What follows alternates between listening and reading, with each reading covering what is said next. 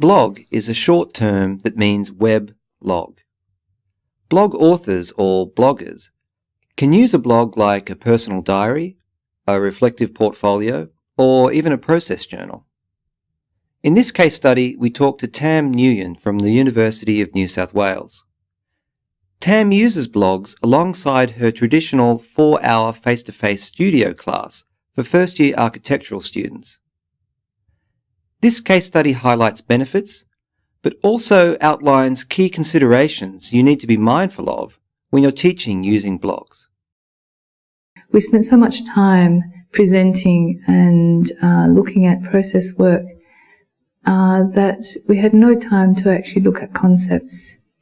And students would be going home, sitting in front of a computer or a textbook, and still not understanding what they had to do.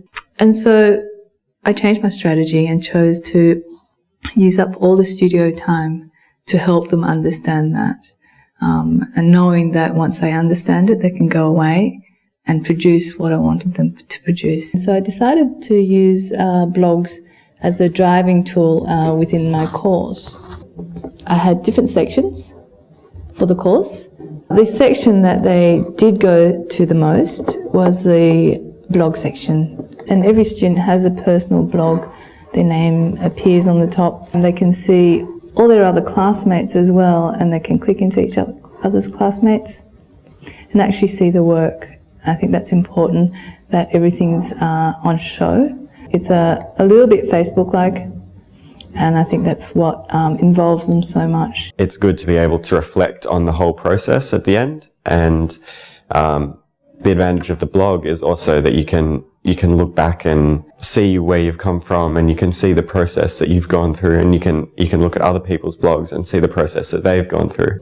And so you can see all these posts that have been placed up throughout the session, and as you can see, they range from images, text, discussions. They use it for all sorts of reasons, to present final work, to post process work, to put up some thoughts. So some of them actually put lots of posts up about their thoughts. Here is a description of who they are. This one described his weaknesses and strengths and how they learn best, and what they were looking for, or what they were looking to learn by the end of the course. So the blogs pretty much is a repository for work. I asked them to create accounts through Flickr and YouTube to store their videos and images. Their videos housed on YouTube are fed into it. Their images housed on Flickr are also fed into their blog. And as you can see, the sheer amount of posts throughout this session actually demonstrates how much work they were generating inside this blog. Now, within the first couple of weeks, I've noticed that the students were starting to comment on each other's work. It really lifted their spirits, and I found that they were posting more and more and more just to get peer review. And we've had even teachers and students actually commenting on our work, and that gives us, that criticism actually helps us. Through all that criticism, we can improve our work. When I first created the blogs, I did not think about commenting at all. I thought I'll just create the blog and allow the students to post work which I can see and give them feedback in my own usual way. By the time the session ended, I think in the last month, we were getting masses of comments in certain posts. This is a post with a lot of comments, so 19 comments all up. Some of them really nice, very nice video, encouraging. Others are suggestive of other techniques that the student could use. A pat in the back goes a long way, and they need that positive reinforcement. They do post critiques, and the students do take it on board and either defend their decisions or take it on board and actually change it and feed off it. It's been very helpful for not just me, I think for all of us. It's a way we can present our work, and it's a way where we can show how we've developed our ideas and the processes we've gone through to actually finish our work.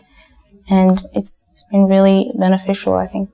And from a student's perspective, it's a good easy to use platform to communicate ideas outside of the classroom. They'll say things online that which they would never say in class. I know they wouldn't. They might if no one was there and it was just 2 or 3 students, but within a whole class, I don't see them express that at all, but they're happy to do that online. It's important that the material is there and the basic course design is there. The objectives, the outcomes, they're all important things that need to be there way before the technology gets used. Do I want them to process work? Do I want this blog to be reflective? Do I want this blog to be a presentation of their work, a portfolio of their work? In what context do I want this blog to be? Whether it be a weekly thing, a monthly thing, that needs to be regular and consistent. So that needs to be on the table way before the blogs get created. It helps to go and see blogs. And I didn't realise I was actually seeing blogs all the time. I just didn't realise they were blogs. But it helps to actually go and see as many blogs as possible just to understand what blogging can do. I've had to change my teaching strategies quite a lot to accommodate the online environment. I've had to actually justify in a lot of situations and explain why I'm using it, where they can actually benefit from. And it's difficult for students to see those benefits without actually using it yet. I think it's a balance. So for those who actually really do need to voice their work or need to present their work face to face, it's there. But for those who find it a challenge, then they turn to the online environment. For some situations, you don't need blogs. And for other situations, it would be the perfect tool to use. It's not something you can do for thousands of students. It's near impossible to monitor thousands of blogs. But for a small course, it has a lot of benefits.